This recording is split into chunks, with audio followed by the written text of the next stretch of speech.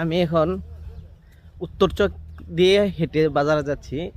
এখন লড়াকু সৈনিকদের সবচেয়ে ঘোরাঘুরি আড্ডা দেওয়ার স্থান হচ্ছে উত্তর চক এবং দক্ষিণ চক। উত্তর চক এবং দক্ষিণ চক তাদের লড়াকু সৈনিকদের ঘোরাঘুরি খুব বেশি লক্ষ্য করা যায়। এবং সরকার নিজ দল যখন ক্ষমতায় থাকে তখন তারা লড়াকু সৈনিক দাবি করে, যখন দল ক্ষমতা থেকে চলে যায় কি কর ক্ষমতায় থাকে তখন কি লড়াকু সৈনিক হয় অবশ্যই। আর যখন দল ক্ষমতা থেকে জায়গা তখন উত্তর চকে আর দক্ষিণ চকে সহ রাস্তা ঘুরে আড্ডা দেয়।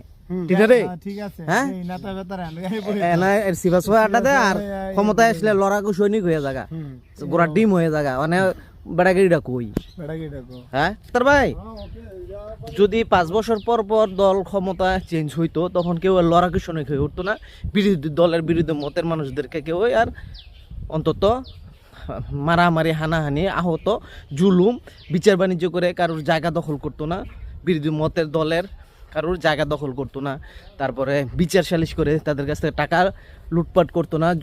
এটা যদি 5 বছর পর পর যদি চেঞ্জ হয়ে যেত তাহলে তো তারা একটা হিসাব করতো যে আমার 5 বছর পরে আমার কি হবে। আমাকে তো এই উত্তর চক এবং দক্ষিণ চকের আমার ঘোরাঘুরি করতে হবে। সুতরাং যদি এটা হবে না যদিও মতামত আর কি।